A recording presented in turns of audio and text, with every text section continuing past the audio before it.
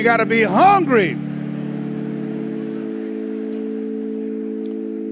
People that are hungry are willing to do the things today others won't do in order to have the things tomorrow others won't have. People that are hungry believe, always strive to get on top in life because it's the bottom that's overcrowded. People that are hungry know if you want to be successful, you must be willing to do the things today others won't do in order to have the things tomorrow others won't have.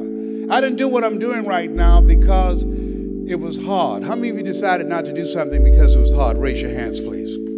I want you to write this down. If you do what is easy,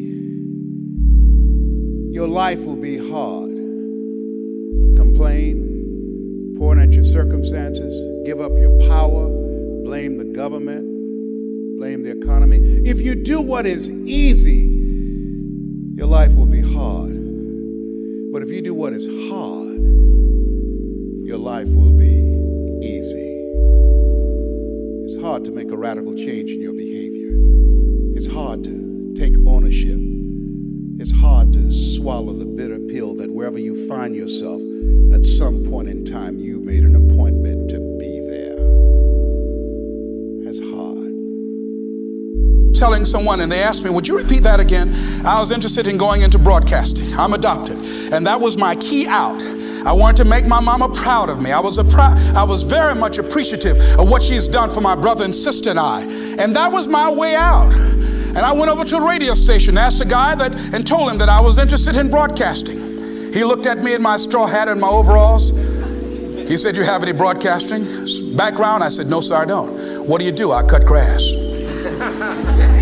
Young ladies asked me what kind of work I do, and I was working on a garbage truck. I say, "Well, I'm a sanitary technician."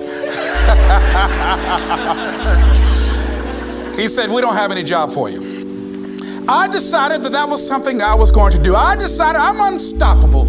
I'm going to go up and hit. I'm going to do this. I started going to the radio station every day, developing a relationship with the people that were doing what I wanted to do. And that's what I encourage you to do. Whatever area you want to go in, find people that are doing it the way you want to do it and develop a relationship with them.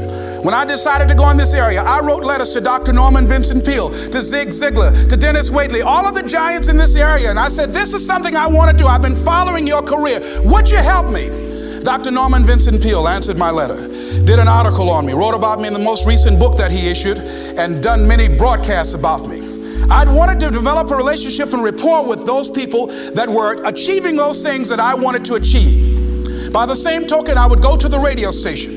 And I developed a relationship with the guys. And they used me as an errand boy when they needed some food or someone to go pick up entertainers that came into town. Temptation singing My Girl, Jerry Butler singing For Your Precious Love, Sam Cooke singing Darling You Send Me. I would pick up the entertainers at the airport and driving around in the disc jockeys, big Cadillacs. Didn't have any driver's license, but I was acting like I had some.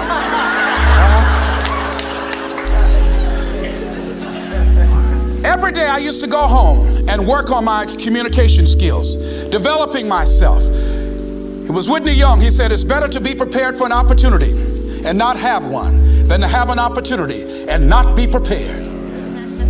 Start working and developing yourself now and prepare yourself for what it is that you want because you expect to get it. And when the disc jockeys were in the control room, I would go in and watch them and develop a trust level, and they would let me stay, and I would watch and observe them working the controls. When you want something out of life, don't worry about how you're going to get it. How is none of your business. The most difficult thing it is to hold the vision. It's to hold the vision. So there I was at the radio station. A guy was on the air and he started to drink by the name of Rock. I was outside the window looking at him and watching. Hungry and ready, saying, drink, Rock, drink. Pretty soon the phone rang. It was the general manager.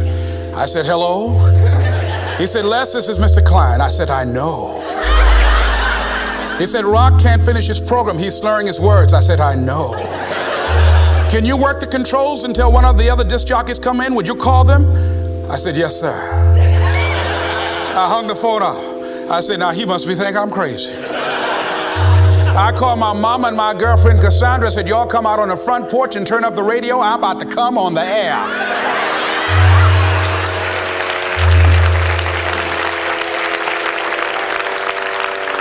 I waited about 15 minutes. I called him back. I said, Mr. Klein, I can't find nobody. He said, well, why don't you go in there and work the controls until they get there? And don't say nothing here. I said, yes, sir. I couldn't wait to sit down at that turntable, Mustafa.